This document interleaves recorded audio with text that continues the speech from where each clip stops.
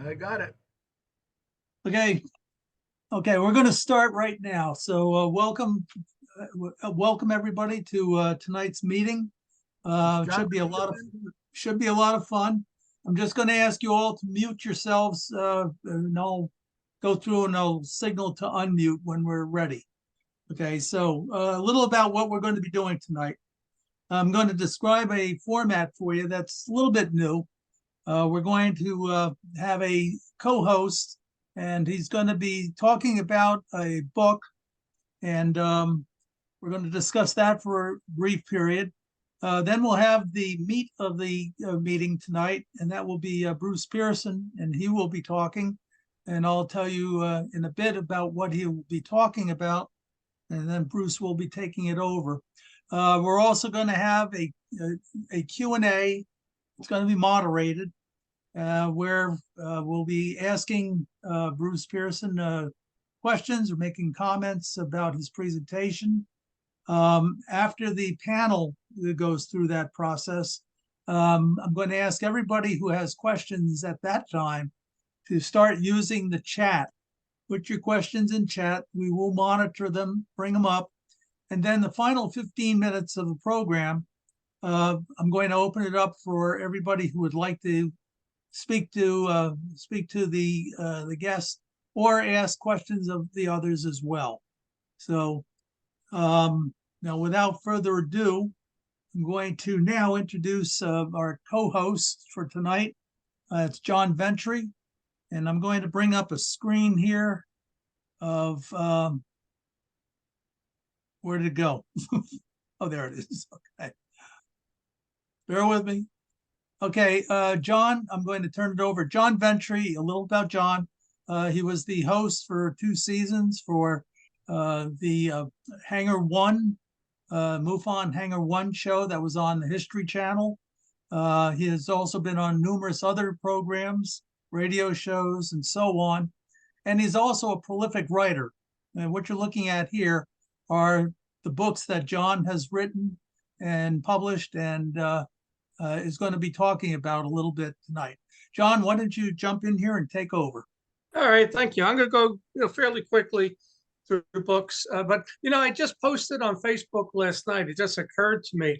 It's been 15 years since we did the Bucks County case on MUFON's first TV show ever on Discovery Channel was UFOs over Earth, and the second episode of the 3 was the Bucks County investigation. So I threw that up on Facebook with a bunch of pictures and stuff like that. I wish I took more behind the scenes pictures. Same thing with Hangar One. I could have got so many good pictures just for myself, to have. And I didn't do that. I know Jeremy Ray did. But I want to give you just a quick synopsis on the books that I've written. I'm going to start with the first one I did. I'm going to go in chronological order. Was 12/21/2012 for Prophecy. And what I did with this book is I published it back in 2007. But what happened was I started writing it in 1996. I was working on special assignment with UPS. I had all these ideas, but for 18 months I was on the road. And I don't drink. I really don't go out much at night. So I wanted to write a novel. So I based it around the Mayan calendar. So, but the interesting thing was because of my research into end time prophecy, it got me interested in UFOs. I had zero interest in UFOs. I was at that time 39. I didn't know anything about UFOs, but I kept coming across ancient cultures that talked about people on flying shields, them getting knowledge, from people from the stars and that type of stuff. So in 98, I said, you know what, I'm going to join this MUFON thing. And I said, well, first of all, how do I get involved in UFOs? And I said, well, it's an X-Files and a big sightings fan on Fox when the network first started, I think in 93. And they would mention the MUFON investigators. So I said, I'm going to join this MUFON thing. So I did that in 98. And that started my interest in UFOs. I knew zero, absolutely nothing about the UFO field at 41 years old at that point. And I think I became a subject matter expert in it. And that's what people say. And and did a bunch of TV shows, Anderson Cooper, all of that. But this book, the 12/21/2012, it it I became kind of an expert on the Mayan calendar and end time prophecy. I went all over the country in 2010, 11, and 12 speaking about the Mayan calendar. I actually had an invite to Chichen Itza on 12/21/2012. I was supposed to be flown down there with Greg Braden and a couple other people for that moment when the sun rose and it shined through and it made the serpent on the stairs the way they created it. And the guy that was running it out of Connecticut, a company, ended up only bringing Greg Braden because he was the biggest name. And I said to him, I was just on the Anderson Cooper show in April. Was Greg? No, he's never been. And you're not taking me. So I kind of missed out on being there for that. But that's how I got started. But then at one event, I'm talking, and I think it was the Philly conference, MUFON conference there in Langhorne. And someone said, what are you going to do when nothing happens on December 21st? And my quick response was, I'm going to write another book the day after 2012. And then I thought about it. I said, that's a good idea. So I wrote the day after 2012. It's short, about 100 pages, and it's just a continuation after 2012. So after that, my next book, this is after the Bucks County case in 08, 09. We do the TV show and all of that. I publish, I just want to look at the date so I get it right. January 15th, 2012, I publish UFOs over Pennsylvania. And what I put was all the sightings that we had over in the Pittsburgh area and then across the state into the Philly, Bucks County area. That's the actual map that we did in the Bucks County case, that investigation with, I think it was 254 investigations from April to July of 2008. So I wrote this book and I researched a lot of old cases, and I tried to put them in here by town. So if you lived in Somerset, or you lived in Levittown, or you lived in wherever, Erie, I would list the city and I put the cases. But one of the good things, though, is Linda Moulton Howe got involved towards the end on the Denise and Cliff investigation there in Levittown and Doylestown. And in her Earth Files, she wrote up about 60 pages, and we, with all the lab reports and everything. And then she let me put it in the book. I let her have the case to look at, and she let me use her, writing to put in the book. So there's like a 60-page chapter from her, which it's well written because she's a professional journalist. So that was UFOs over Pennsylvania. And it was funny. It's weird. Nobody ever wrote a UFOs over Pennsylvania book. And right after I published it, there was another guy in Delaware, state of Delaware, writing a book with the same name. But I beat him to the punch. I got mine out about 4 or 5 months before he did. But there was no UFOs over PA, over West Virginia, over New York. You would think somebody would have wrote those things. And I got the title because of the show on Discovery, UFOs over Earth. So I said, what am I going to call this? I said, UFOs over Pennsylvania. Just use their name and make it the state instead of over the Earth. So John, can I jump in here for a second? Yeah, go ahead. I got to make a comment. One of my favorite books of yours is the one, an alternative history of mankind. I'm going to get to that one. I'm going to wait till we get to that. Okay, because I have a question. I have a big question for you. Okay, yeah, wait till we get to that.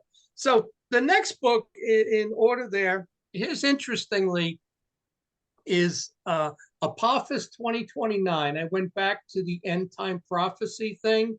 So the 2012 book was Mayan calendar. So this one, I kept hearing about this asteroid. Well, in my research, Apophis, it passes by every 7 years.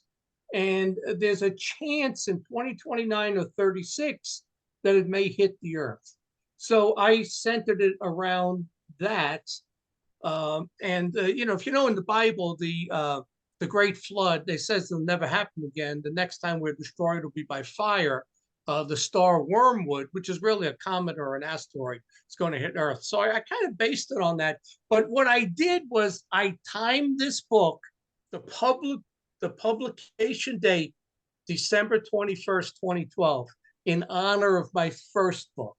I published it on that date of the Mayan calendar. So I thought that was pretty cool. So, this book, it's a novel, but, so much stuff in it that I learned about super volcanoes and asteroid strikes and all of that. And it's 4 different storylines that you follow while this catastrophe is unfolding. I won't tell you what happens. But in the end of the book is like an X-Files UFO thing. So it has a UFO ending to it, which I thought was pretty cool because I was so heavily involved in the field at that time. So then I went on to The Alternative History of Mankind. And let me just tell you a little bit about it first. Published March 17th of 2014. So what happened was I had the title, The Alternative History of Mankind, right? I knew my title. I had the cover art, that just picture you see of the alien holding the human skull. So I found it online, and the guy, I reached out to him, found out who he was, and asked, "Can I use this?" And he goes, "Yeah, you can use it." And I said, "I'll comp you to the conference if you want to come, all 3 conferences if you want." And the guy goes, "I live in Brazil." I said, "Well, if you come up," but he let me use it for free. I didn't have to pay him. But the storyline on this, though, is so I got all of that, and I don't know how to tell the story. I was thinking of that book. I can't think of the name of it now, where they find the diary, and it tells the story of how they explored Antarctica and I can't. What was the name of that book? I can't think of the name of it now. And but I was going to use a diary that I found the diary. And this was the information in it, and this is what happened though. When I went to my first MUFON symposium in DC in '98 when I first joined MUFON. At lunchtime, this very attractive woman walked in. I remember seeing her, and she had like white hair, gray bloodshot eyes, very pale, almost albino looking, very attractive. She was real big on the bottom, but she sat down. It was 11 o'clock. She came there on was it maybe it was Saturday? I don't. It could have been Friday. And I made sure at lunchtime I had lunch with her. I got online behind her, and we sat together. We talked and all of that. And she never came back to the meeting. And I was saying to myself, if a hybrid were to show up, I mean, they would show up to a MUFON conference, right? They want to see what we're saying, what we're thinking, that type of thing. So that always stuck with me, that this woman was there for one lecture from 11 to 12, and she never came back. It's Friday or Saturday or Sunday, right? So I'm in Roswell, New Mexico, right? First time, and I go to the museum, and they have every article, every book, magazine on UFOs ever published. They got there. The museum needs upgrade, but their library was great. I did all my visits around New Mexico. So actually, I'm leaving at that point, going down the main road. There's this woman hitchhiking, and she's got no purse, she's got no bag. And I'm saying to myself, it's 178 miles from Roswell to Santa Fe, where I was heading. And I said, where the heck is she going? So I don't pick her up. It just seemed weird to me. And first of all, this woman, let me back up. She looked like the woman that I met in DC. Same thing. The whitish hair, the bloodshot gray eyes, very pale. So it's 110 degrees. You're walking down the main road, hitchhiking, and you're real pale, right? So I said to myself, again, this hybrid idea, I said, that's how I write this book. I pick her up, which I didn't do, but in the story, I pick her up, and maybe that's your question, Joe. And then we Yep. drive to Santa Fe 3 hours, and we discuss the UFO phenomenon. And that's what I write in the book, the conversation between me and the hybrid. She's telling me the alternative history of mankind, and I'm kind of, saying, well, I believe this, I believe that. That's the backstory on this. The woman that I put in here as the hitchhiker, I could have picked her up. That's how I wrote this book. So what's Oh, what's your question, Joe? that was my question. I John, thought so. John, I'm going to have to, I'm going to have to kind of put a stake in the ground here, at least Oh, okay. temporarily. All Okay, right. all right. At the end, I'm going to continue this on. We're scheduled to finish up at 8:30, but I'm going to continue on because I want to hear more about the books and everything. Yeah, the Okay. backstory is cool. It's like the backstory of Hangar One. We did that presentation, I think both in Philly and Pittsburgh, talking about the behind the scenes stuff. It was really interesting. Go ahead. Yeah. Okay. Well, what I'm going to do here, I'm going to jump in with our primary presenter tonight, and that's Bruce Cornett. And I want to introduce him formally to you all. Bruce, besides being my partner in crime on this thing, usually, he's also an intrepid investigator and a radio and TV personality in his own right. Bruce has actually been on History Channel. He's been on Travel Channel with an Alaskan story, which he's going to be relating to you tonight. He's also a video engineer, production engineer. He's done direction and production in his own right. And so I'm going to give you Bruce Pearson right now. Bruce, why don't you jump in and I'm going to run that little clip for you. Is that okay? Sure, go right ahead. All right. Let's see, first up here. And share screen.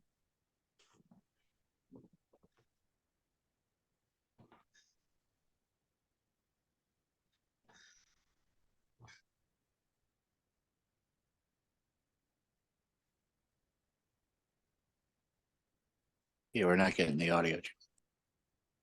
Not getting audio? No.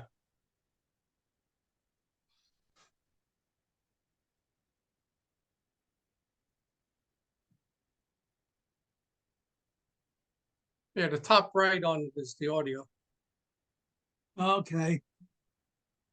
of the Not sure picture. why that is. Go ahead and Look read at, and bring your audio up.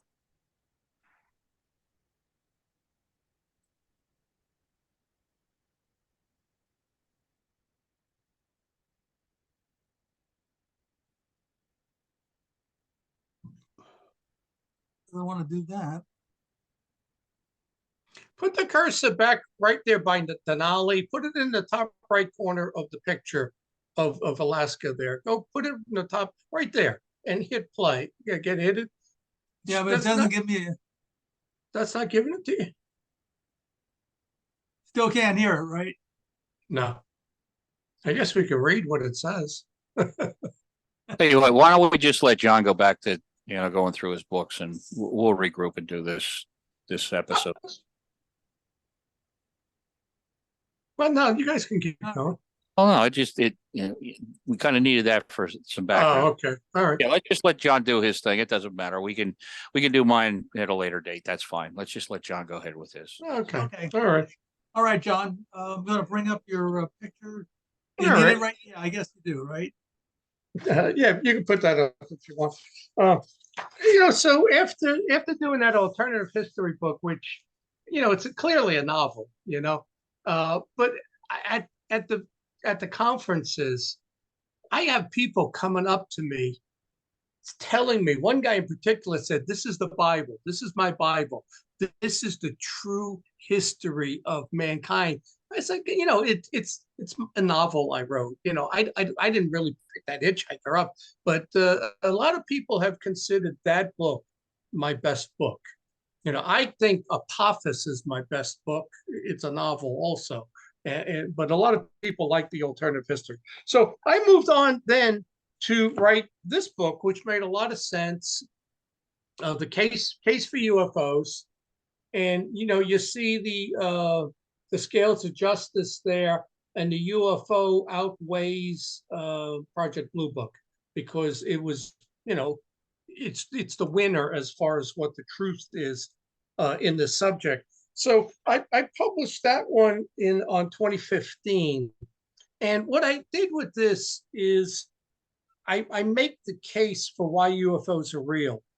And I also include a 62-page, do you know, should you know, history of UFOs in chronological order.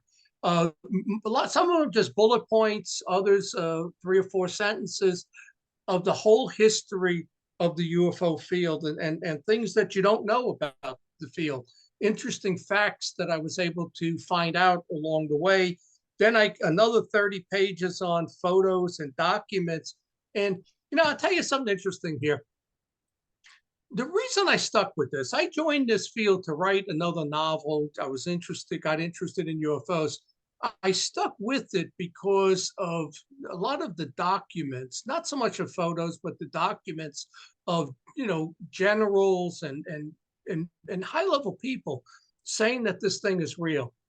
And then a disturbing thing happened in maybe a year after I wrote the book. Maybe it was, I'd say it was about a year after, maybe 2016. I'm on the MUFON board, and I go to the meeting. I think we're in Las Vegas, and I bring a whole bunch of things with me, documents, and nobody in the board knew these things existed. The Fire Officer's Guide to Disaster Control has a chapter 13 pages, chapter 13 on UFOs. I brought the chapter from the Air Force Physics 370 book, chapter 33 on UFOs, the threat. I brought the Cometa report. I brought something else. I brought it to the meeting, and I'm saying, well, you guys look at this. They're all looking at me, and it was the weirdest thing. I'm saying to myself, how come the board of MUFON doesn't know about this evidence that's been out there for years, 30 years, 40, 60 years? They didn't know about it. Then we're at break time or after lunch, whatever. I'm standing talking to Tom Dooley and Clifford Cliff. Clifford Cliff was the international director. And I make that comment to him. Guys, I said to them, the reason I stayed in this for this long, and I never expected to at that point, maybe 15 years or more, I said is because of the documents and the stuff that I showed you, during our meeting. They both broke out laughing. These are the 2 highest level guys at MUFON. And then they caught themselves and were very serious. Oh, yeah. That always stuck with me. Why would they laugh at this? It made me think that this stuff was planted. It really did. And when you look at what's going on right now with the government in the middle of this, how much is a false flag? How much is real? How much of this really is a CIA op to cover our technology? Because I believe we got all this technology.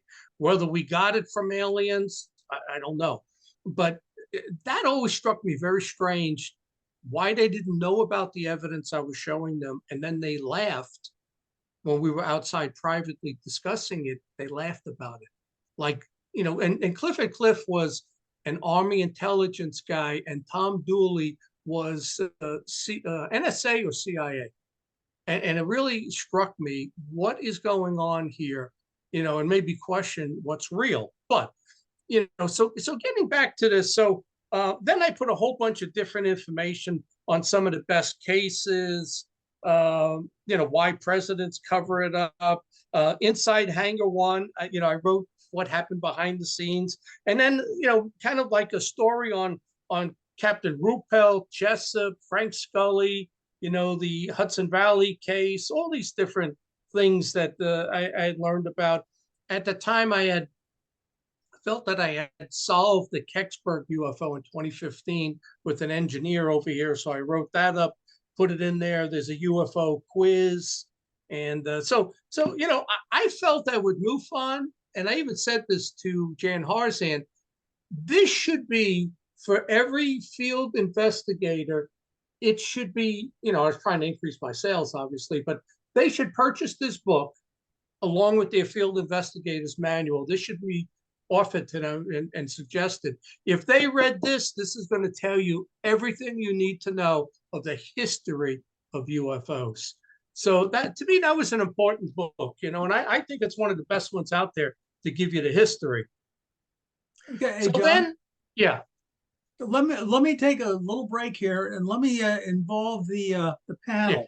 okay. And maybe the panel would like to comment or question some of the things about your books. I'm going to Okay, go go right ahead. down the line. Actually, I'm going to hit with Bruce Cornett first. Bruce, why don't you Yes. unmute and Let me have see. at John? Should be unmuted. I'm unmuted. Can you hear me? Yes. Okay. Um, my comment would be about the 2012 and the Mayan prophecy, Yeah. etc. Have you considered that the earthquakes in the South Pacific and in Japan were actually part of that prophecy coming true? Well, here's the thing I found out about the Mayan calendar after spending so much time researching it and everything else. If you speak to a Mayan, they laugh at us. The whole Mayan prophecy disaster scenario was made up by Americans.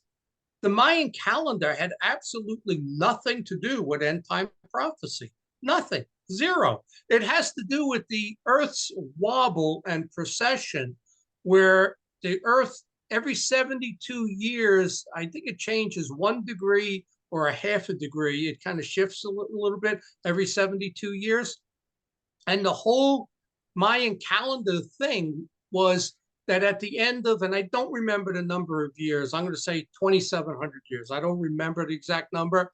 The Earth, 25,776 years. yeah, there you go. So it would make, it actually makes a complete turn.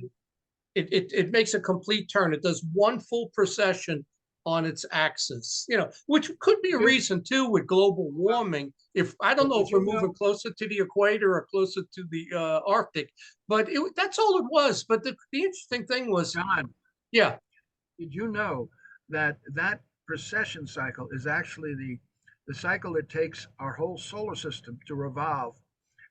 It has nothing to do with the Earth's wobble or the rotation.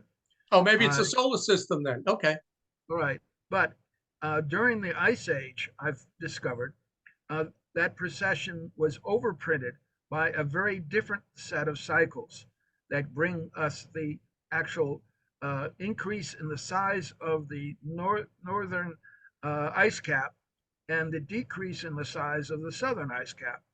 okay, I worked this out, and I have a video on my YouTube channel that goes through the explanation for why.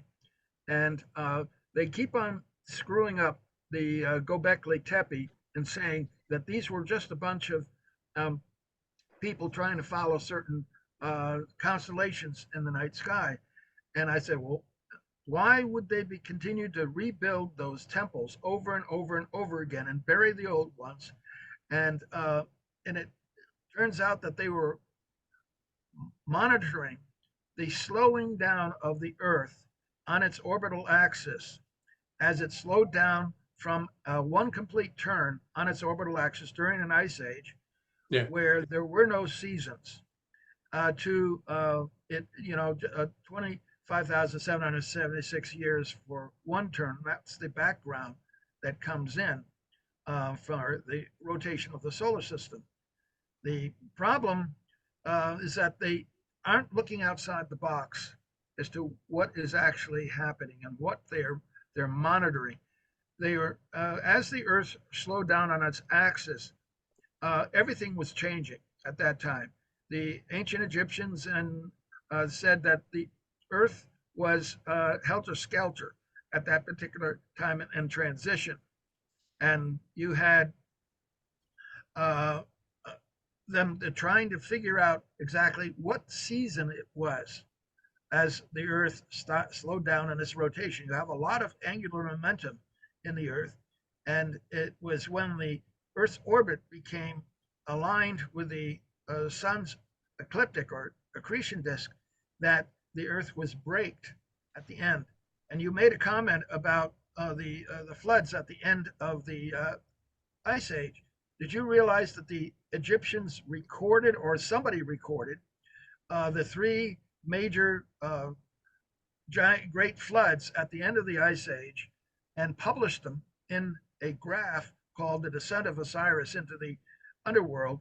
And then Hancock was able to date them based on the flooding of the reefs in the Pacific with carbon 14 at roughly 14.2, 11.6, and 7.6 thousand years ago. And in other words, they knew all about what happened during the Ice Age and what caused everything to slow down. They even had but it's not millions of years. But my point though is what I learned from the Mayans was, how did they figure this out? Same thing with the Egyptians. I mean, with the Mayans, they basically had a hole in a rock, and they would look at how the sun came through, and you have your 4 seasons. So obviously the sunlight's going to hit at a different angle. But then the next year and the next year and the next year, it was off by by a tenth of a degree or whatever. How the hell do you figure that out 1,500 years ago? And they figured out this astronomy. But the one thing that was in the Mayan prophecies and stuff too, when asked where did they get this knowledge, they said they got it from Coco Khan, who was a blonde-haired, blue-eyed Caucasian male with an elongated skull, who walked out of the ocean onto the beach, and he gave them this knowledge of astronomy and medicine. And all of a sudden, they're doing dentistry, they're doing brain surgery, at least to the extent of drilling a hole to relieve pressure if somebody has a contusion, and all of this stuff from this guy who they thought was an extraterrestrial, So it just explanation for the rate of precession. Read the book Civilization 1 by Knight and let me see. There are 2 authors, and it is an incredible documentary, exactly how our ancestors figured out what that motion was. Okay, let's move on here a little bit. Let me just add one last thing. Is that the Americans created the whole. They created the whole Mayan calendar thing, and now when you look at the UFO thing, it's predominantly American with the gray aliens and the whole. There's very few cases around the world. There are some, but it's 95% American. So you wonder, where's this coming from? Go ahead, Joe. Move on. Okay. All right. Well, why don't we do this? Bruce Pearson, I know you're out there. Hopefully you're listening. Bruce, are you there? There he is. I am. Okay, Bruce, go ahead. Shoot. What would you like me to say? I'm just. Do you have a question or a comment? Not at this point. I think that I'd like to hear the remainder of basically what about the rest of the books. I have a lot of comments, but I don't want to take over the meeting. So I'd like to let him go ahead and go through the rest of his books if you like. If Mr. Ventry would like to continue, we'd like to hear about the rest of them. Okay, before we move on, I want to make one comment. Those of you who are out there, there's going to be a Q&A that I'm going to involve everybody in. However, in the meantime, please use the chat capability if you have a question or something that you would like brought up now. We'll monitor that and we'll bring it up. Then, of course, you'll have your shot towards the end of the program. Okay, John, all yours. I'll bring up your screen again. You just lost half the viewers when you said there's going to be a test. They just dropped off. All right. Well, they're out there someplace. Yeah, I know. Yeah. So, from there, so I move on, and I try to publish my books on a particular date. The string theory of the unexplained, which, I think we talked about it last time when I was the host of the show, or the time before that. I published it on September 11th, 2016, right? But so now my whole involvement in the UFO field takes this weird turn where I had paranormal activity, but we finished filming the 2 seasons of Hangar One. And right after, trying to think now, it was after season 1 aired and we were filming season 2, I came under demonic attack. I swear to God, it was a demonic entity in my house. And we talked about that last time. So now the wheels are turning. I decide I want to write a book about demonology and the paranormal. And of course, there's always UFOs involved in my writings. So I write this book, and the string theory says The Haunting of John Bentry.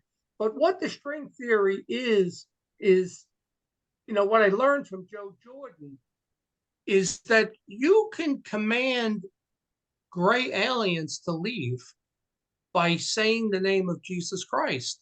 And that struck me very, very odd, because I knew in my research then on how to fight this thing that was in my house, and it was real, and it was there, and there were witnesses.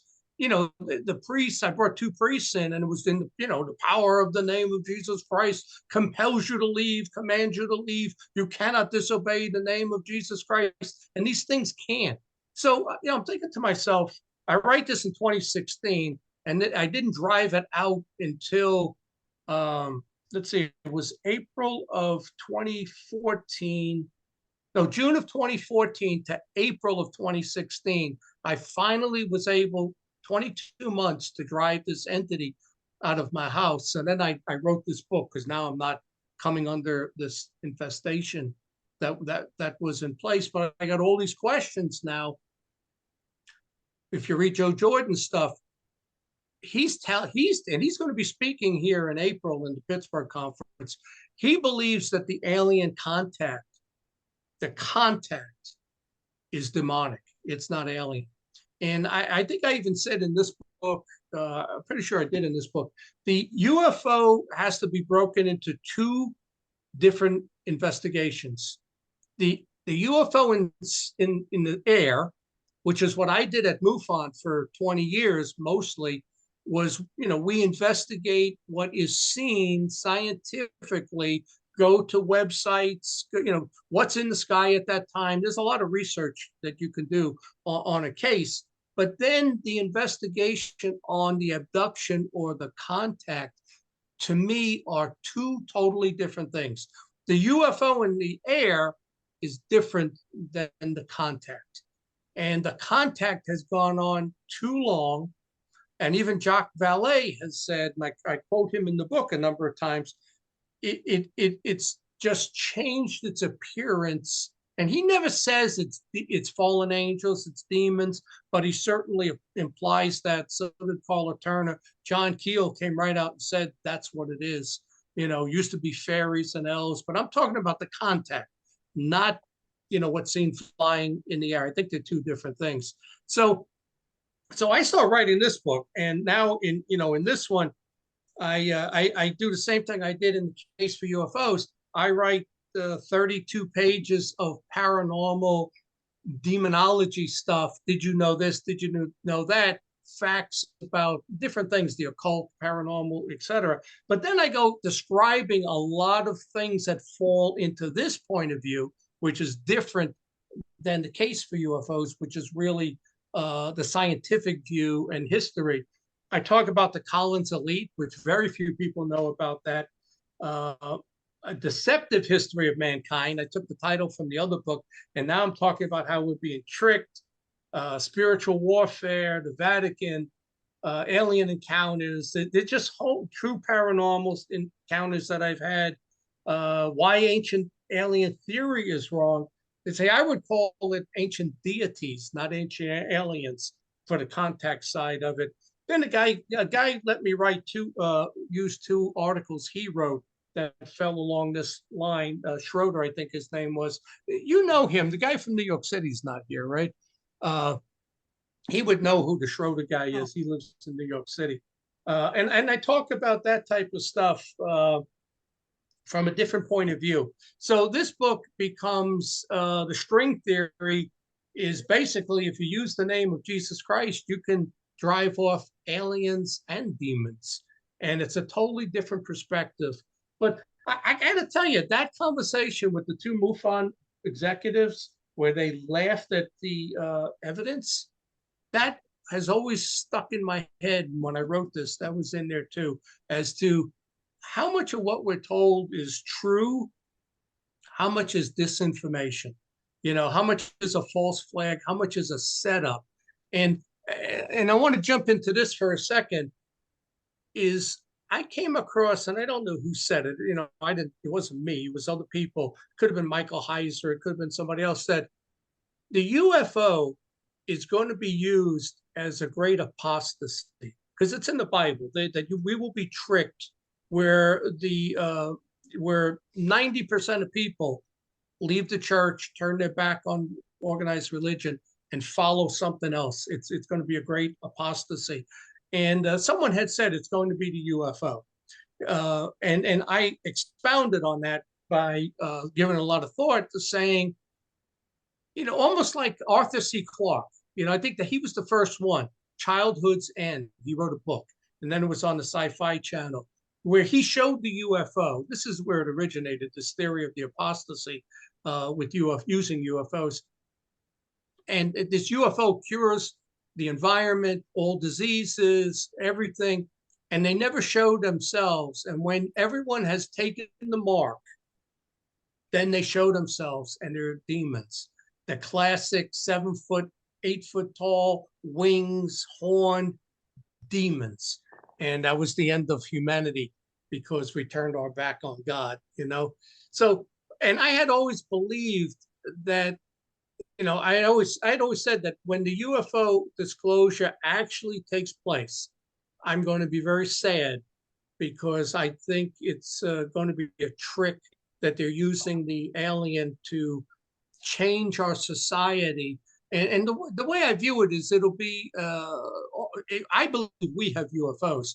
They'll show it. They're not going to show the creatures, let's say. They're going to have a meeting with Joe Biden, let's say. And, and it could be our own, they could say they're human looking, let's say, who knows? And then they're going to tell us, this is the message. Clean up the environment, no more nuclear weapons. They're going to say all of this stuff. Everybody gets coded so we can track, diseases and your health. And it's going to be that mark of the devil trick. But then earlier this year, when all this UFO stuff was getting publicity from the Pentagon and all of that, I see an article on by Internet Explorer. I always saw it as the far left was behind the UFO thing. And matter of fact, even on the night of the Trump-Hillary Clinton election, that night of the election night in Antarctica, if you remember, was the Black Pope from Russia, was Neil Armstrong, I believe it was. Al Gore? There was a whole bunch of dignitaries down there on election night. What would they be doing down there on election night? And in my mind, it was going to be an announcement of UFOs. They found something under the ice. They expected Hillary to win, and they were then going to make that announcement the following day or two, and then lead us down this path of a false flag that I think we're headed to. But earlier this year, I read an article online. It's the Democrats and the progressives' biggest nightmare and concern is that the UFO is real, because it will prove the existence of God. Because, as you know, the progressive movement is paganism and anti-Christianity 100%. So I never gave that any thought. I always thought that they were the ones behind. If there's a false message, they're creating the false flag. But this article made the case that if there's life in space, God had to put it there.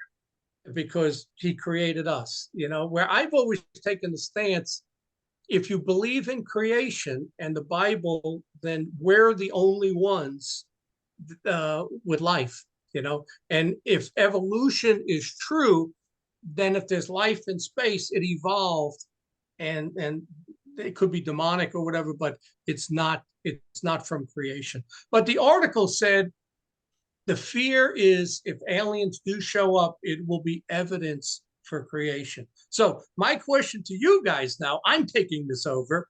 What do you think if they show up?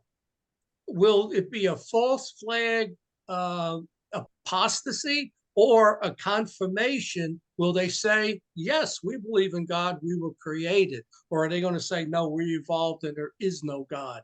So, and I think this is the biggest question in my mind in this field is, where did we come from? And I don't believe anything Giorgio says, is it evolution or creation? And that has been, I think, the theme underlying in most every book I've written is it creation or evolution? Is it God, or are we just animals? Do you have a soul? That type of thing. So what do you guys think will happen when there is actual disclosure, UFOs hovering over capitals around the world, and they come out and they greet us? What do you think the message, and what do you think it's going to be? Okay, Bruce Cornett, but let's keep our answers to a relatively short period. Now, I want to get to everybody on the list as well. So go ahead, Bruce. Okay. My background and study is in evolution, fossil evolution. And I do see that there is a progression of life from one form to another through time in the Phanerozoic. But what I also see is that there's something else going on that is manipulating that evolution. If humans, if you want to know about what I think, humans are created or they are evolved, I think it's a combination of both. And what do you think the alien message or the government's message of meeting aliens will be? To change our total society to a one world government, or to say, yes, God's real? I think what we're going to find out is that the aliens have been here a lot longer than we have. They live mainly underground and at the bottom of the ocean, and they have shared their technology with some of us. But who's actually in control? It's not humans. Well, that's a comment that Lou Elizondo made about the UFO. They're not from space, they're from our neighbors. And nobody followed up on that comment. What neighbors? Yeah. Actually, they're around us in different dimensions, underground, alien bases. But no reporter followed up on that comment. Yeah, go to the next person, Joe.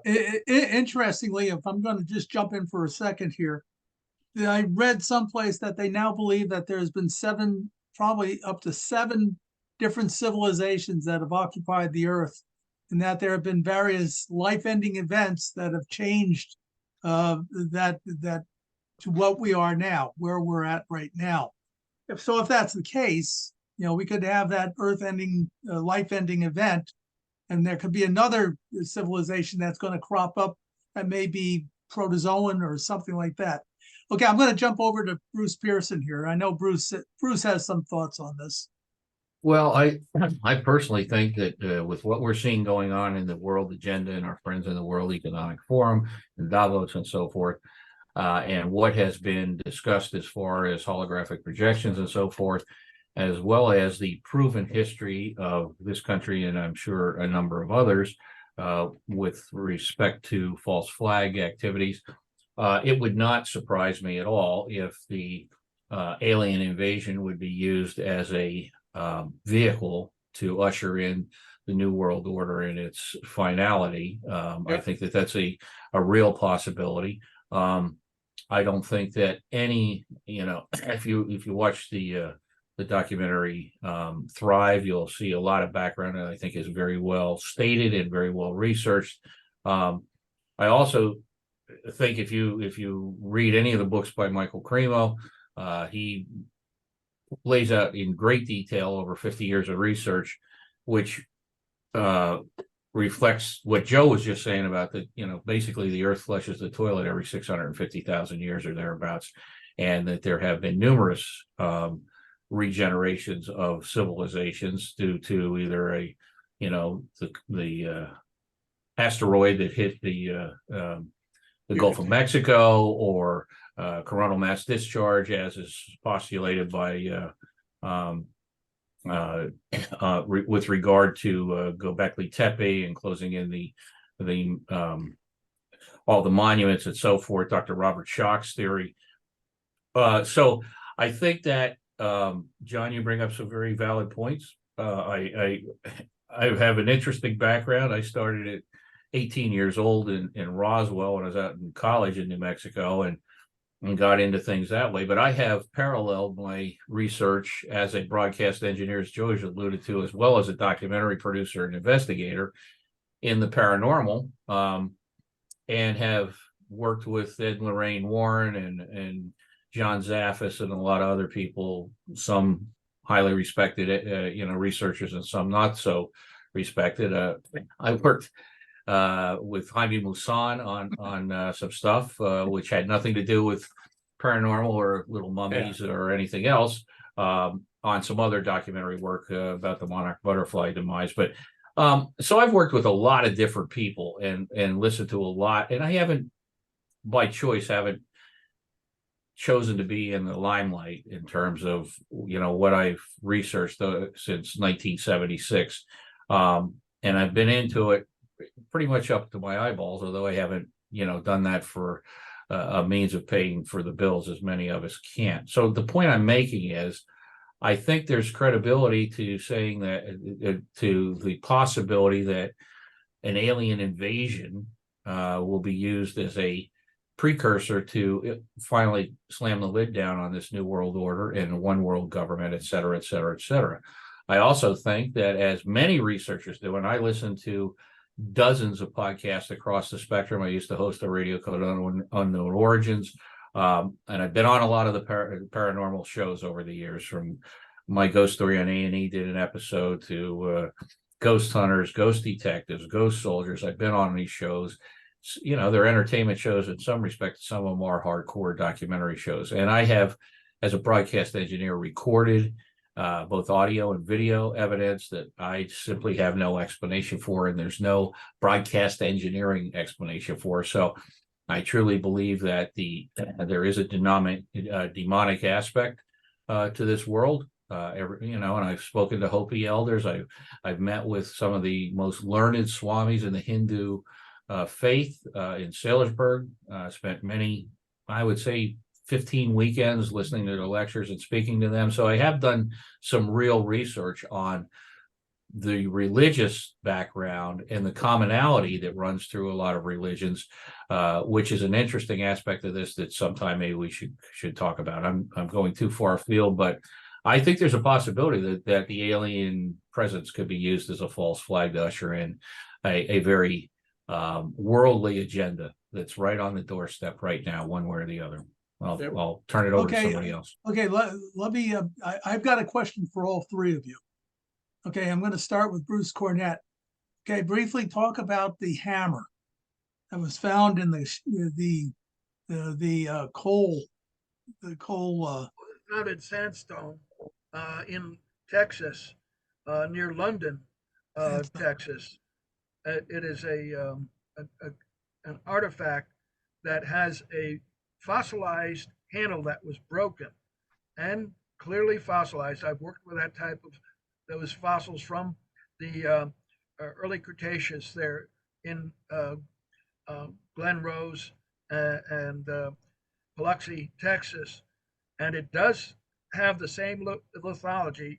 It's held by sandstone that is found along the Biloxi River, and they've also found a cast of a human finger that has a fingernail on it and has a bone in it, bones in the cast of show that it was from a humanoid, and they do have footprints that are very close to that of human footprints.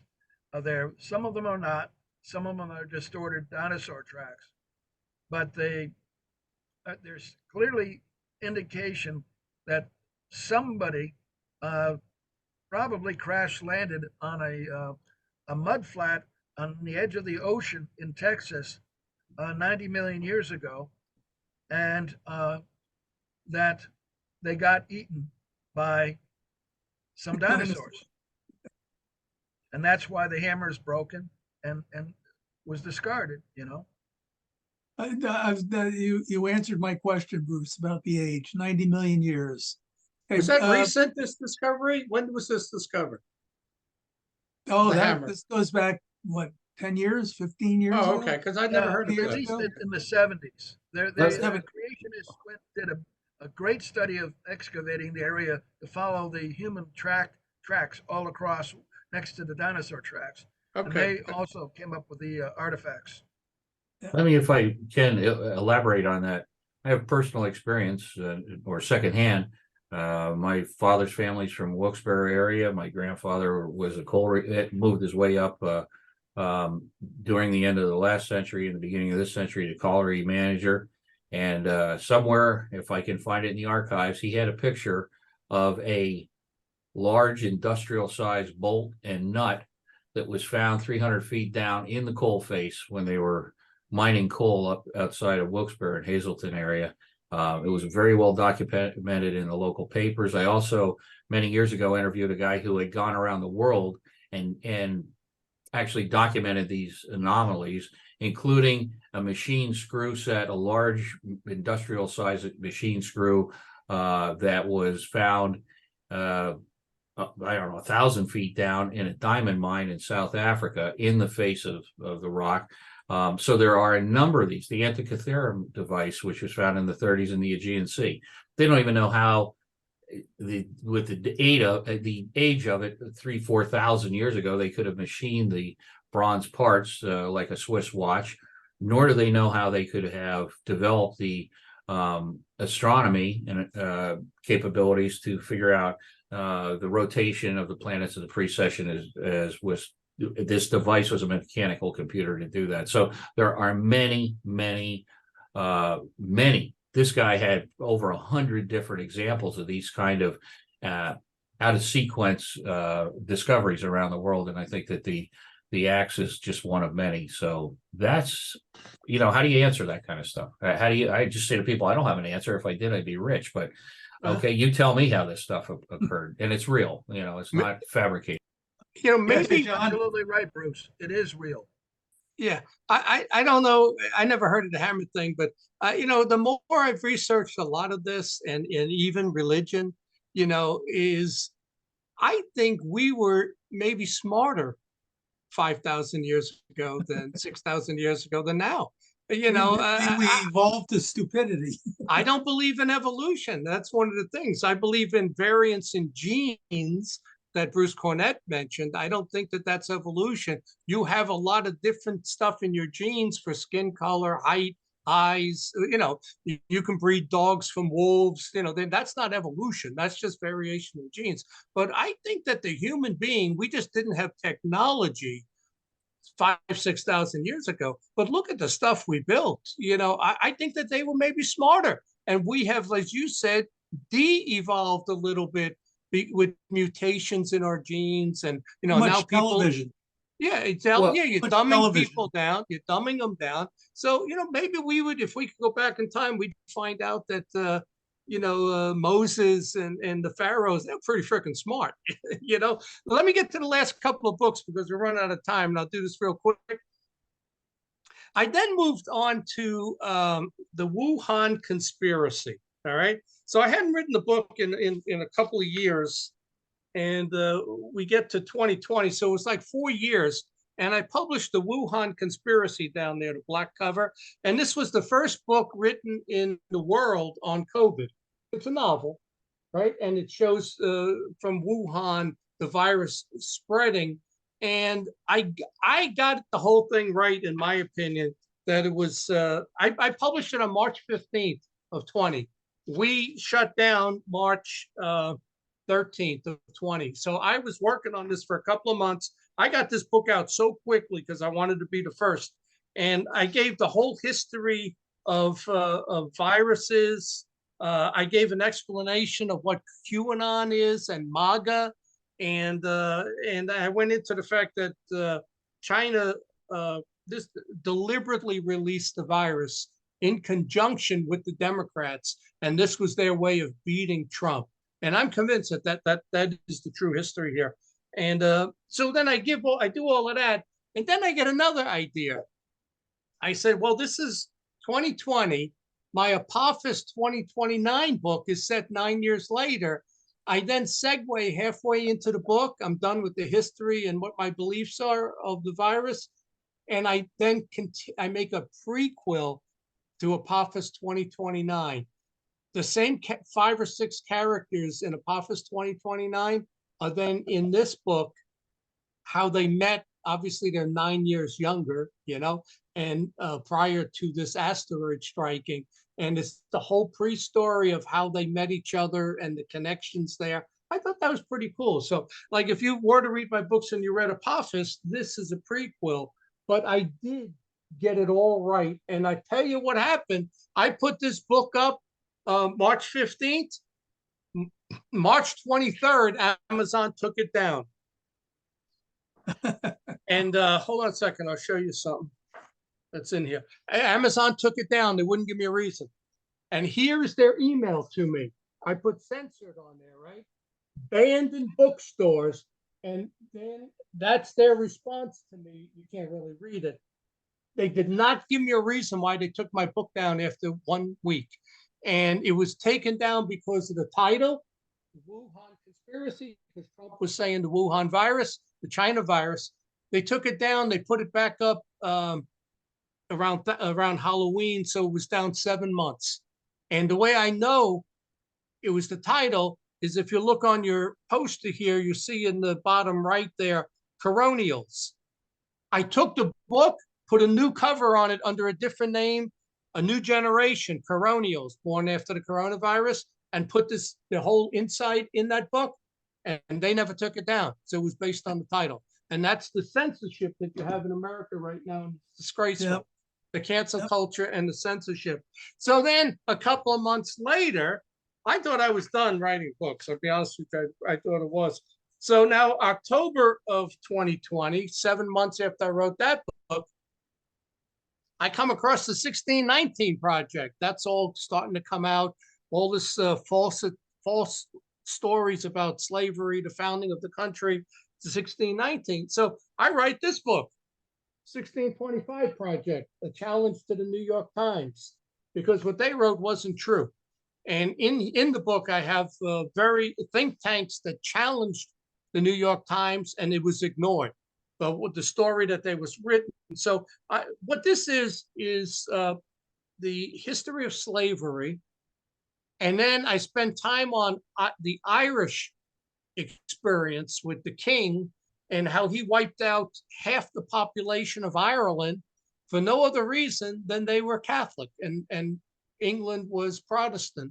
He killed 500,000, 500,000 fled the island, and 350,000 were put into slavery and indentured servantry in the United States, and the slavery was in the West Indies, Haiti, etc. So I went through all of that, and then I give, what I think has to occur in this country to put this whole racial identity politics thing to bed. I go into Trump's 1776 project, et cetera, et cetera. So it's only about a 70-page book, but I felt compelled to write that book to counter what I see as just flagrant lies being told to create, racial tension. And, the Democrats clearly, in my mind, used violence to win that election 3 years ago. So I felt like I had to write something. So the last book I'm writing right now is called The Ufologist. and you'll see it's already on there. You see it right next to the string theory, the ufologist. I had originally published that before the string theory, and it's the same cover except that I have an upside down cross on it for evil. And it was really a draft for the string theory. So what I did was, because I liked the cover, it's like you're looking out a window. If you really take a look at that cover, it's very well done. Like you're looking through a window and you see this upside down cross in the sky.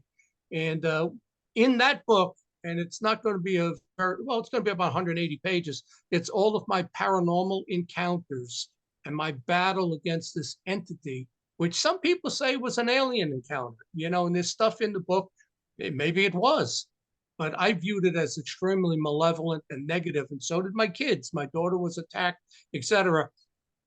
The ufologist will be strictly the haunting of John Ventry, whereas the string theory has most of what's in the ufologist plus all this other supporting stuff. That string theory is four times, it's like 500 pages. This one's 175. So those are my books, and there's a reason behind writing every one of them. And the string theory and the ufologist were clearly written because my experiences turned malevolent and an infestation in the house while I was filming the Hangar One UFO show, which is very, very strange coincidence. So those are my books, and that's it.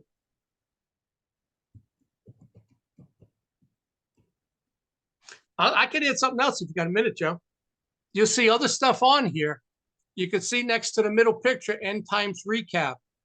That's a recap of all end time prophecies, which I think is pretty cool. Talks about super volcanoes. That's what the cover is, a super volcano explosion. Then if you look in the bottom left, wanted, dead or alive. You see the alien with a line through it? I put a $30,000 reward out for real proof of aliens, DNA, blood, that type of stuff. And obviously nobody produced anything that could be checked at the University of Pittsburgh Medical. But what I put in the book was all of what people sent me of why aliens is real. So I put it together, and it's really just, it's not a book, it's a research paper on what they think is proves aliens are real. And I think I covered everything on the screen here, 2 research papers and 10 books. And that is Okay. all. All right. Well, let's. I did get a request over the chat. Bruce Pearson, I'm going to put you on the spot. Could you give us a quick 3 or 4 minutes on the Dark Pyramid? Okay. Sure, I'd be happy to. It's a very synchronistic trail that I'm involved in this thing over a period of 30 years. Evidently, during the building of the DEW line, subsequent to World War II, apparently the government came up with radio EMF anomalies as they built it, and that's when they first, theoretically, this is all conjecture, but I think it's backed up with some reasonable timelines. They found out that there was some device that was causing both magnetic and electromagnetic anomalies west of Mount McKinley, Denali. It appears that for some period of time, at least from what we have gathered from first and secondhand witnesses from at least the 70s, they were exploring this huge underground pyramid about an hour's west of Denali in the foothills. I came to know about this originally due to my parents teaching school in Inuit villages as a second career up. They started in the Southwest in Native American reservations and then went up there for about 10 years. And they were both involved in the Civil Air Patrol, being a pilot and with the CAP down in New Mexico in college and Army ROTC and hanging out at Cannon Air Force Base. My dad used to call me and tell me, when they went up on a refueling flight every time, he told me about him and my mom were both officers in the Alaska wing of the Civil Air Patrol, and they got to fly along with them out of Elmendorf. So He had called me one time. I was in New Mexico in college and said, "Hey, we went on this weird flight. These guys came out with a helicopter and stopped to refuel in Unalakleet, where they were teaching that year. 2 years, I believe, they were in Unalakleet. And this was in the late 70s. And they were on some mission to take supplies out to this installation at the far range of what the Huey could do. They were followed out. They refueled and they had a meal there. My dad got talking to this fella, and the pilot was ready to retire. As it turns out, his father was also, as my dad was, a PT boater in the South Pacific during World War II. They hit it off, and he said, "Well, you want to hitch a ride with us?" It was terribly illegal and not allowed. But I don't think my dad conned the guy into it. He offered it, so my father went on this ride. And he told me about it on the phone down in New Mexico. And I just kind of filed it away. I said, well, that was interesting. They flew out to this nondescript location that had razor wire on it. They unloaded these 3 cases. A C-130 circled around them all the way out. They didn't even shut the helicopter down. They didn't get out. These guys with black uniforms with no insignias on came, they had rifles on and didn't say a word, unloaded the stuff. They fueled with the engines running, which is not in a peacetime operation. I'm a helicopter pilot. You don't do that. So they put the grounding strap on, fueled the thing from a Buffalo, and took off again and headed back to Unalakleet. Very unusual set of circumstances, but I didn't put much into it, other than he told me this story. And then years later, I was doing television work at Bell Labs in Murray Hill, talking to the chief engineer, and we got talking about vacations and stuff. I told him my parents were up in Alaska, and he said, "Oh yeah, we had some guys that went up there doing this secret work for the government, and they were gone for a couple of years, and apparently there was some underground ancient facility they were looking into, and spent a couple of years. A couple of our engineers went up there and couldn't say anything about it." So I filed that away. That was in the early 80s. And then Linda Moulton Howe had someone on Coast to Coast. And it turned out, apparently, it was the son of one of the people that went up there for Bell Labs. And I just happened to turn the radio on at 2:00 in the morning because, just bizarre working overnight radio all those years. By the way, last year was my 50th year in media and broadcasting, starting in 1972. So I've been at it a long time. And I heard her tell this guy, interviewing this guy, and he said, "Yeah, my father was up there for 3 years," and he finally told us after he came back years later, evidently, that what it was.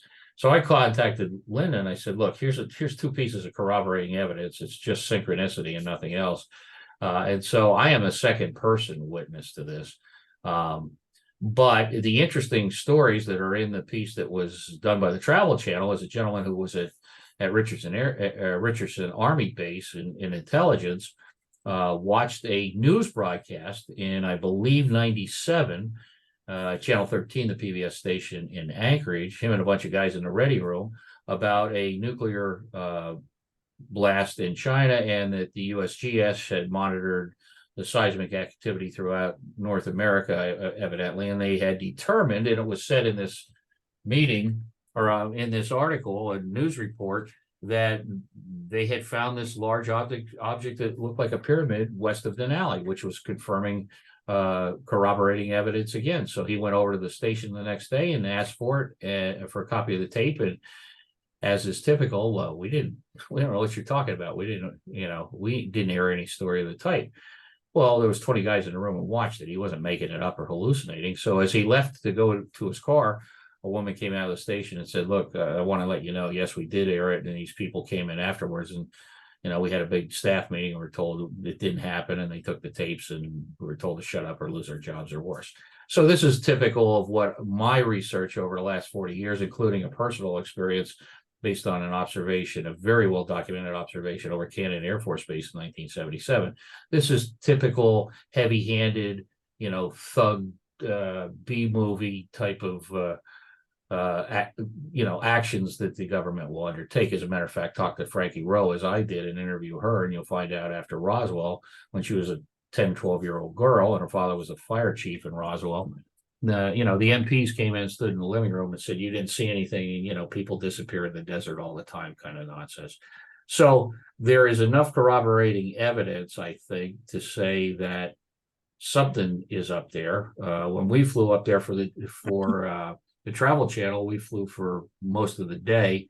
And it's funny, the bush pilot, he saw 3 different things that came out in the 3 different pieces of evidence that came out in the flight over to Denali, which he was absolutely shocked. Because, one was a road that started and ended with no reason. It was, you could see the tire tracks. It wasn't a paved road or anything like that. But it went on for about 10 miles. It just abruptly ended. It ended as quickly as it started. No starting point of any definable reason and no ending point.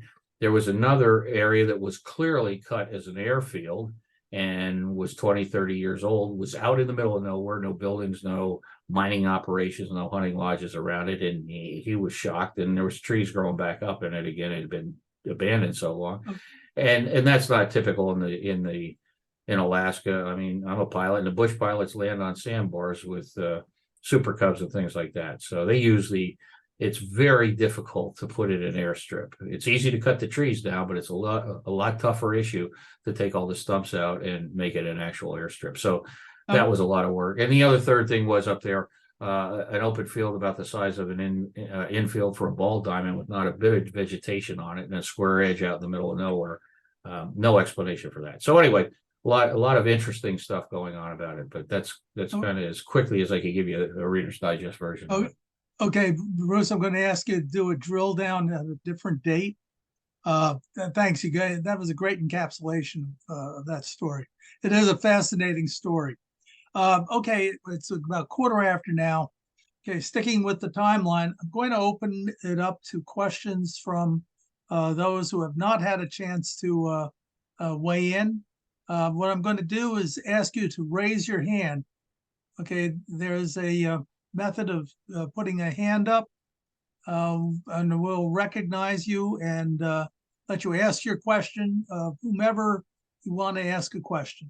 Just ask you to be brief in your comments and questions so that we can give everybody a chance. Questions?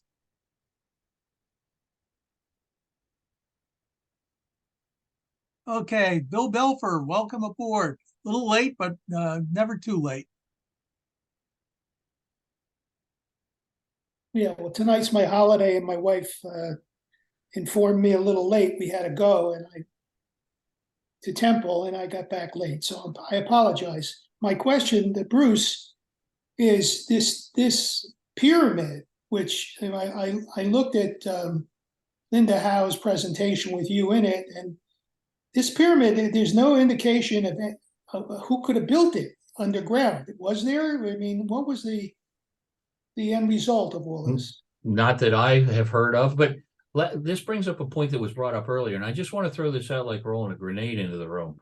There are a lot of, I personally, and I'll just come right out and tell you what, after over 40 years of it, I think from indications in the Bible, what the Hopi Indians elders say, what the Vimanas that are discussed, honestly, I think we were colonized on this planet. And that answers a lot of questions. That answers RH negative factor, that answers why the missing link has never been found, that talks about evolution versus what John was talking about in terms of God's intervention in the world. It talks about the watchers in the Bible and so on and so forth. But the point is this: if you look at Egyptian history, wisdom and intelligence is a linear development. We build on past inventions and knowledge and so forth. You come with the Egyptian dynasties, relatively in a blink of an eye, you go from Bedouins walking around with subsistence living to developing astronomy and building pyramids and construction techniques out of nowhere in really a historical blink of time. So to answer your question, I don't know, but there have definitely been pyramids found all over the world. The Bosnian pyramid, obviously in Mexico, in the South America. This is an answer that hasn't come to my light. Maybe somebody does have an answer to it. But if you go to Nikola Tesla, I would recommend everyone reads the book by Christopher Dunn called The Power Plant at Giza. As a broadcast engineer, there's no equivocating that the Giza power plant is an amplifier and transmitter for microwave technology, and that can be proven 100 different ways, as he does in the book. There's no doubt in my mind. And were the obelisks that are found all over the ancient world, were they not transmitter receivers, such as Nikola Tesla proved with Wirecliff, actually out in Colorado Springs, when he transmitted electricity through the air and actually burned up a generating station out there?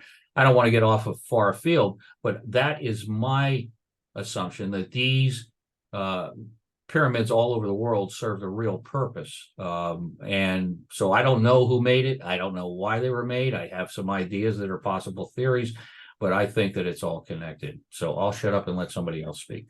Okay, thank you, Bruce. Okay, Mindy. Yes, All right, Mindy. hi everybody. Can you hear me? 5 by 5. Hi. I mean, it's loud and clear. Oh, good. I don't really have a question, but I wanted to say that when I watched the video, Linda Moulton Howe's video on the pyramid, and she mentioned that there was enough energy generated by the pyramid to power the entire continent of the entire country of Canada. I realized why there is all this suppression, because every time any kind of anti-gravity or free energy device is developed, the suppression net comes down, and it comes down hard. So I think that's really what's going on here too. Thank you. Right. Thank you, Mindy. Okay. How about John? John Ventry, you have any questions? I'll give you a funny on Linda Moulton Howe. She came out to talk at the Pittsburgh conference. I'm going back probably 10 years. And she kept, and we had a huge audience there. It was at the college. She kept saying to the audience, what about the alligator-headed people? Where did they come from? And I was looking at the people. There was almost a whole row of people in the back that finally shook their head, got up, and walked out. They were college staff people from the college there, and they were enjoying the conference, but she kept asking about the alligator-headed people, and they finally got up in frustration and just walked out. The one thing I will comment, and it's part of my belief system now, because of what I went through and how I turned towards Jesus and did what they do in exorcisms and brought 2 priests in, and it worked. And I've had other things happen. I'm never going to, I'm open to all these ideas, and but I'm not going to ever question whether God's real, Jesus is real, creation's real, the Bible. I got questions about the Bible because there's a lot of things that don't add up in it. But the stuff written in red was said by Jesus. The rest of the stuff written in black in the Bible is what the apostles said. And to me, that's their opinion. Although a lot of people will say it came from the Word of God. Maybe, maybe not. But you're never going to get me ever saying, like Giorgio and Van Daniken, that aliens created us or upgraded us. I was made in the image of God, and I have personal experience with this paranormal stuff that I will never speak against that and blaspheme. So that's where I'm coming from now, which is a lot different than where I was coming from 10 years ago. Thank you, John. Okay, I'm going to go down the line here. Stanley Nazemic. How you doing, Stan? Unmute. Okay. Oh, you have to unmute.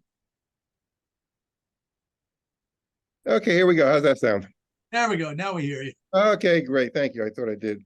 I'm glad to be back. I've been kind of busy in the meantime, but I do have a question for the gang out here today. With all the information that's been supplied to us over the years, whether it's podcasts, whether it's books, whether it's shows on Amazon Prime, Netflix, or even Gaia, where do we stand today, September 24th, 2023? Good question. Who wants to jump in on that one? Stand on what? The UFO question? On what? Everything. On everything? Especially this evening, everything. Yeah, I would say we don't know any more today than we knew yesterday. And when you're on your deathbed, and you ask, is it real? You're not going to know any more then. And the only way you're going to know is when you're dead. Then you'll find out the truth. Is that guaranteed? Oh, yeah. I think when you're dead, you're going to find out exactly what the truth is. The only I thing that think- is guaranteed is death and taxes. Yeah, and death and tax and raising taxes. Yeah. But I don't think we actually know anymore, just because the Pentagon's coming out saying, well, this, that, and that. But if you notice and you actually pay attention, they never say aliens. They never say UFOs from outer space. They're making it sound like this is either interdimensional or created here on Earth, but not by humans. So it's an interesting thing. But we don't know any more today than we knew yesterday. Really didn't. We don't. Anybody else like to weigh in on that question? Bill Belfer, you want to weigh in? Well, I'm coming from a different head, because I do believe in aliens. I believe they've been here, and what Bruce said about a prior civilization here or prior colonization, I agree 100%. The Torah, or the Bible, the Old Testament, says, when they were talking in Genesis about creating mankind, the gods, Elohim, which is plural, said, okay, let us make him in our image. Let us make him in our image. And to me, that means there were more than one person in the creation process, more than one being. Because right there in the Torah. Now, the rabbis will just say, well, Elohim can be interpreted this way and all the other way. But if you talk to a theological scholar on either side or any religion who studies the Old Testament, they'll agree it was plural. And so it's a dilemma for the rabbis to say, because we're monotheists, right? So, but if you go back to the cuneiform tablets that the Sumerians made, this is what they're talking about. They're talking about beings that came here that did a genetic experiment and created mankind. So that's what my quick response to that would be real quickly is that God created the angels first. And when he's saying in our image, angels look just like us. So he's explaining to them, he's creating them in our image. And even though we are the lesser form compared to angels. So I would say that's the way I interpret that. Okay. And anything else that comes up that's anti-creation, let's say, I say, like people say, what would Jesus do? What would Jesus say? I say, what would the devil do? And you got to think like that, like a cop. What would the devil put out there to trick people?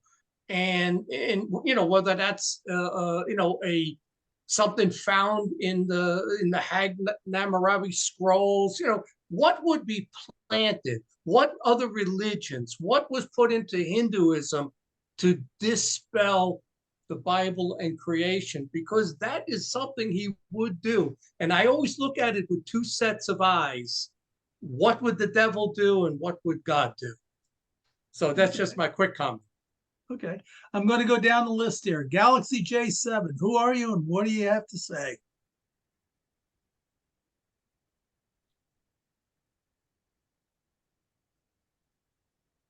Galaxy J7, are you there? Would you like to comment? Yes, we have a Move. stealth mode attendee. He moved on to Galaxy K8. Hi, I'm J7. I Oh, okay. Hi, how you doing? was having You have a question for anybody?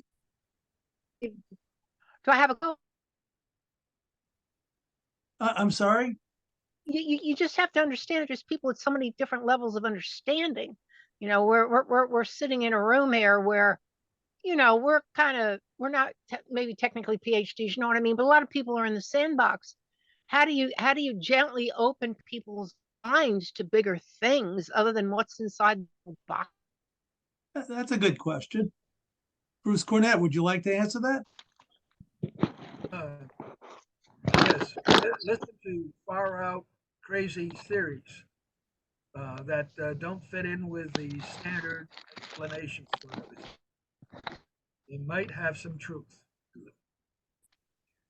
How Okay, many so people here know about the ice cores that were drilled in the Arctic that go back 500,000 years and show that the ice ages will continue and that during each interglacial there will be another advanced civilization developing during that period. And there probably was one during the Sangamonian interglacial 118,000 years ago and older, because we found evidence now of pollutants within the ice that were only that had to be manufactured. And also in the center of that interglacial, we had a 3,000 year period of global warming where temperatures reached 3 to 5 degrees centigrade hotter than today. And we went through a similar heating period during the medieval period. And now the Earth is starting to cool off. And people say, are we going to get hotter and hotter? Well, according to the cycles of ice ages, the Earth is starting to cool off. So in the next 10,000 years, we're going to have another ice age. Hey, Bruce, real quick, Bruce. The eco-terrorists and the progressives right now are trying to remove from the internet all graphs, charts, and information regarding ice cores because it doesn't fit their man-made Narrative. global warming narrative. It is crazy what these crazies are doing. And if I don't know if you can find me on Facebook, go to my page. I put a chart up showing the last 5,000, 6,000 years of our temperatures. And like you said, we are in the coolest 1,000-year history of our 6,000 years. Thank you. Yeah. Also, look in the chat, John, to my link to what causes ice ages. Okay. It's about an hour long, and it will give you all the charts and the data that substantiate my theories to this cycle. Okay? I just wrote a letter to the editor of the local newspaper, and she questioned line by line everything I said. And I just responded back 2 days ago with the references and documentation to showing it's cooler now than it was 2, 3, 4,000 years ago. All right, go ahead. Okay, I'm going to go down the line. 8:30 was my cutoff point, but I'm going to let it run a little bit longer because I want to give everybody a shot at asking a question. Jonathan Macedo, I know you're out there. Jonathan, why don't you unmute and say hello? Hi, Jonathan.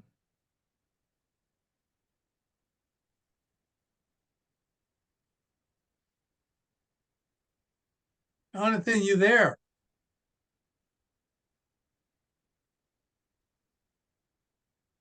Okay, Tia Quilter. Hello, Tia. Hi there. Hello. Hi, do you have a question or a comment for anybody? Well, just a comment on what was just being discussed about the ice cores and the Earth cooling cycle. I'm aware of that. My father was a geophysicist with the Air Force. Oh, okay. And Very a whole lot interesting. more. Just leave it at that. But I do find it very interesting that while our ice core samples are showing exactly what Bruce was saying, that we're in a cooling cycle now, Alaska itself, which is where I live, is warming. And I haven't gotten any explanations as to why that is so. It's a really big deal, actually, in Alaska, the warming, especially for the native villages that are on the coastal areas of the Bering Sea. Tia, what general region do you live at in Alaska? South central Alaska, about 50 miles south of Denali, as the eagle flies. Is that by Oh, Seward? Is that by Seward? No, it's north. It's north of Seward, north of Anchorage. Oh, okay. And it closer does to- get cold, it does get cold up there, I'm sure. It does, but it does not get as cold as it used to. I would tell you, The I would summers tell are you, warm. there's a book out there written by a local guy here, Greg Wrightstone, called Inconvenient Truths. He blows the global warming thing out of the water and explains almost everything. So if you want to read something, Inconvenient Truths, it's about a 160-page book. You could read it in 1 or 2 days, and it just says stuff that you never thought of. And, you know, this has nothing to do with carbon. Who is the author again? Greg, and then with a W, Wrightstone. Okay, Wrightstone. Greg Wrightstone. It's on Amazon. You'll find his book. got it. Thank you. Okay, I'm going to try Jonathan Macedo. Jonathan, are you there yet?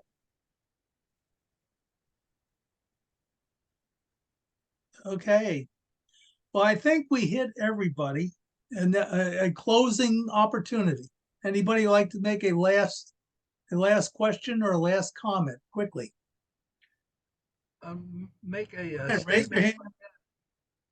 I mean, I discovered that the original Cydonia complex on Mars was built here in New York State, and I have web pages and videos on my YouTube channel going through all of that evidence that supports that, and that the one on Mars appears to have been created as a reflection of the one on Earth. They knew it was built during the last interglacial, and the people who built it knew that the ice age would come down and destroy their pyramids and other structures in the Wallkill River Valley.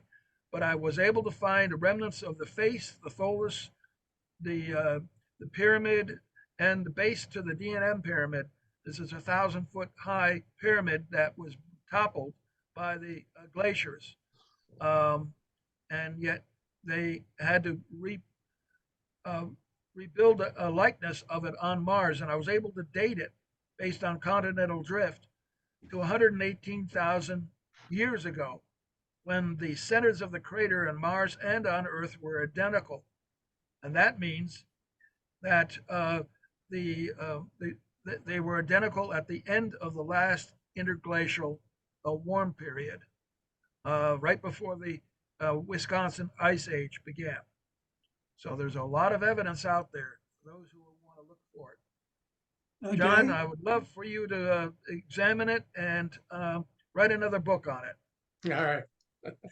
Okay, with that being said, Well, one I other wanna- thing, Joe, I'd like to add one other Okay. thing. Anybody who's concerned about the question of global warming needs to educate themselves on what's been going on with global climate modification for decades, documented.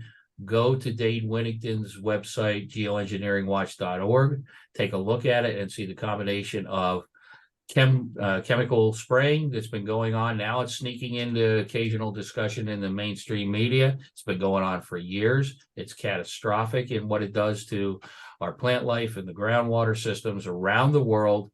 And that incorporated in conjunction with HARP, which was funded by the DOE through University of Alaska. And now there's 8 of these systems, as I believe, around the world. And what they do to steer the jet stream in conjunction with this. I had 2 years of meteorology in college. I'm not an expert and a meteorologist, but I never heard the term high pressure dome until several years ago. This weather modification is active. It's happening. It's all part of this, New World Order, 15-minute city nonsense, and it's all coordinated to bring the same conclusion we were talking about earlier. I don't ask you to agree with me. Go take a look for yourself. Watch the documentary The Dimming, and you might have a different perspective on the quote unquote agenda of global warming. But the end result of all of this, of what they're trying to do, acting like they're a god, is they're going to cause another mini ice age. It is absolutely what they're going to do. And then, well, anybody in the center of the United States, even me in Pittsburgh, my kids in Missouri, we're going to be screwed. Europe, Russia, Canada, northern half of the United States, we're going to be screwed. And they're going to cause it and then no, by then it's too late, and it lasts at least 500 years. Well, That's I right. hope there is another ice age because during the last ice age, uh, Antarctica was a tropical Yeah. place pointing at the sun, and the northern hemisphere was pointed away from the sun, Right. and that's why the ice cap grew so large. Yeah, but here's So- the thing, though: the devastation caused by an ice age far outweighs global warming with stronger hurricanes. You can survive global warming. Ice ages, if it's a real ice age, you're done. You might as well move to freaking Central America. You're done. Right. you Okay, have let to me move let, south of the equator. let me throw this out just as a fun fact. There is more. China has produced in 1 year more concrete than all the rest of the countries of the world. India has dammed up more water with water projects than has happened in all the rest of the world. Between those two facts, the weight is actually causing a wobble And to the yes, earth. Okay, like if you take a sphere and you put a weight on the end of it, so, centrifugal force and other physics factors will kick in.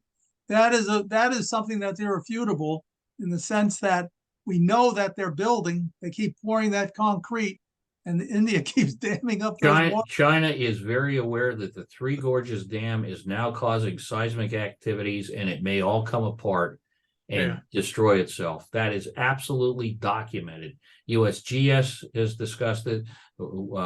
It's gone on now for several years, and even Chinese. I watched the Chinese news broadcast, and they're even talking about unanticipated and explainable seismic activity around the Three Gorges Dam, and that if that goes, you will see a monumental catastrophic disaster. But you can't dam up all that weight in one spot without having consequences, and that's what it comes down to. For sure. Unintended consequences.